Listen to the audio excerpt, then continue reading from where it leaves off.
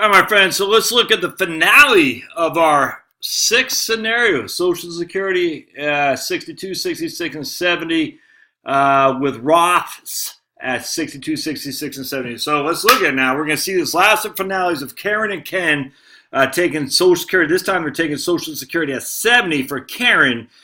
Again, that's going to be tough for Ken because he's so much older than her, but I mean, we're going to use it anyway. And this is where your own situation is going to be very detailed relative to what's specific to you. And this is where I think a lot of financial advisors, if they don't know the system, how it works, could really lead you, what's the word I'm looking for, awry. And I don't even know if they do that by ignorance or by being nefarious. It's not. It's just more ignorance.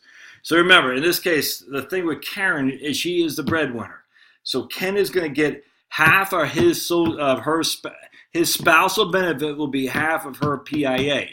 He's going to get that so long as he takes it at his full retirement age. The fact he is 7 years older than Karen, he is already at his full retirement age right now.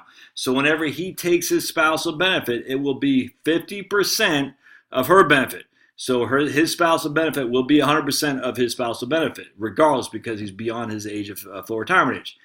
The question of he can't take it until Karen takes it, if that makes sense. So we kind of have a conundrum.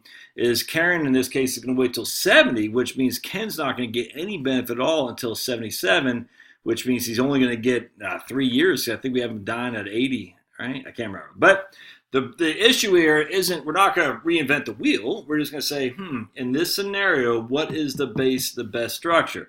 It's pretty interesting, actually, when you think about it. So Karen, she is 60 right now. She's going to be retiring. She'll have 10 years before she has required minimum distributions. All right, she got $1 million IRA. She got 10 years before she has to take her RMD. So right now, the next 10 years, because she's not taking Social Security, she's not going to get her, Ken's not going to get a spousal benefit, and she's not going to get her own. All right, so the question in that regard would go, well, when Ken dies, she's going to lose the spousal benefit, but because she waits till she's 70, she's going to get a whole lot more. Now, let's dive into this. It'll be interesting to see. I literally don't know.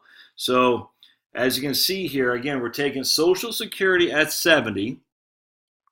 We're doing Roth conversions right out of the gate. We're doing Roth conversions at 50,000 a clip. So if we go to our income needs, and you can see right here at, how old is Karen here? 76 years old. She got no more taxes after 76, none whatsoever. And of course, Ken will be dead by then. All right, so let's go to her cash flow. So we want to see the income needs that they have. So she has $50,000 of expenses.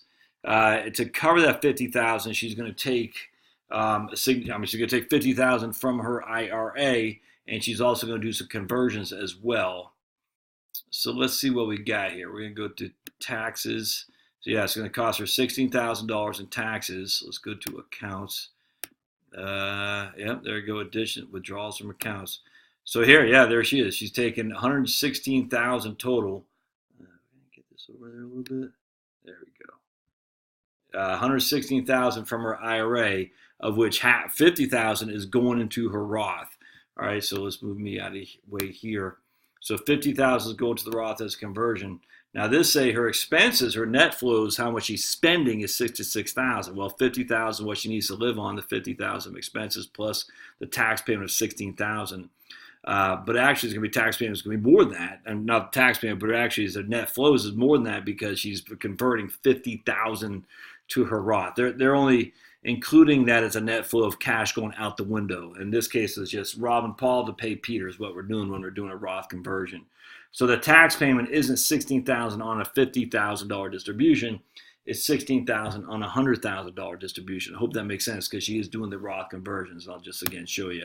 So here's the Roth conversions each. So here's withdrawals from the IRA, $50,000 to live on, $50,000 to Roth, and $16,000 to the tax man. And here you can see the additions to the accounts, $50,000 to the Roth. And again, I haven't adjusted that for inflation or anything. So that's how that shakes out. Anything else I want to show you on this here? So let's look at total tax payments. So here again, we see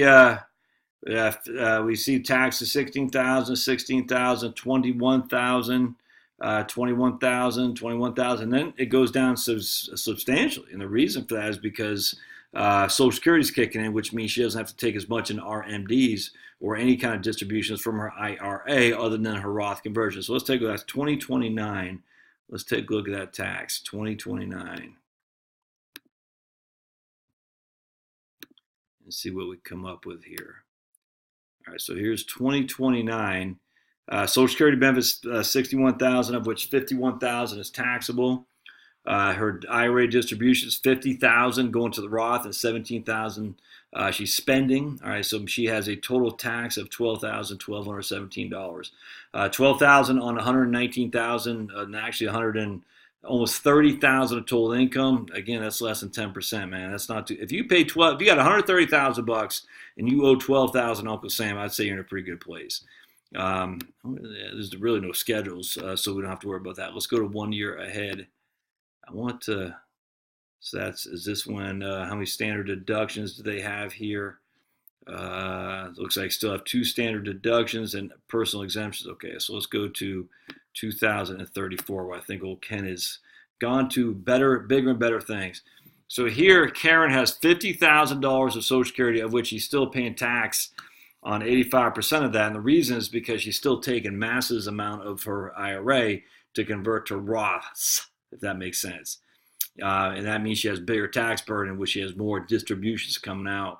So she has more taxes to pay, just bigger distributions, more taxes to pay. She has less income from Social Security, and she needs more. So in this case, she's just taking more out from her IRA in order to pay, to live on, because she loses that money she's making from Ken from his spousal benefit, but she still has the same income essentially. So what's going on is she has more distributions from her IRA, which makes her taxes higher, and more taxable income for a widow is a whole lot worse than more taxable income from a married couple. All right, so that's 2034. Let's fast forward a couple years to 2038. Yeah, here's what I'm talking about. Look at this. Look at this. So here, 54,000 of Social Security benefits because she waited until her full retirement, until delayed earnings credits.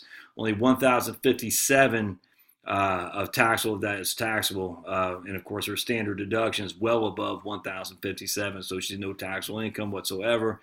And yes, she will still be drawn from the Roth to pay the bill. So that's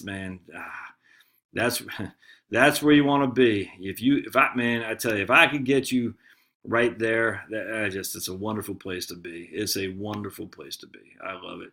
All right, let's just look real quick. I want to look at cash flows again. Accounts. I just want to see if we have withdrawals again here real quick. Blink. Oops, that's required distribution. No RMDs on a Roth, by the way. And this is when she starts pulling money from the Roth because her Social Security isn't enough to keep up with it. But because the Roth is tax free. I mean, look at it. In 2036, she's going to have 2036. She's going to have 52,000 of Social Security, 15,000 from Roth IRA, and not one penny owed to Uncle Sam. Man, I love it. All right, so let's look at the spreadsheet. All right, so this is right here. Okay, what we want. So here we got, let me move this back over again. I'm not sure why it's doing that. It's weird. Kind of collapsed on me a little bit. All right, so here we got total outflows. So here's the taxes. So here she paid $295,000 in taxes. Her total outflows are $2.4 million. So essentially, again, she's living off $2.1 million, but she paid less than $300,000 in taxes. And here she has $3.2 million in tax-free qualified, tax-free Roth IRA money for her net worth, for liquid net worth. She still has a house, which we aren't comparing. So that's pretty good. So in the next video I'm going to compare all 6 options. We're going to look at how much she paid in taxes, how much she had to live on, how much net worth is going to be when she dies, liquid net worth, and how much of that net worth is tax-free and how much is taxable. And we'll come up with the best scenario. It should be pretty interesting. All right, so stay tuned. I got one more to do on this, and we'll post that here later on. Thanks, guys.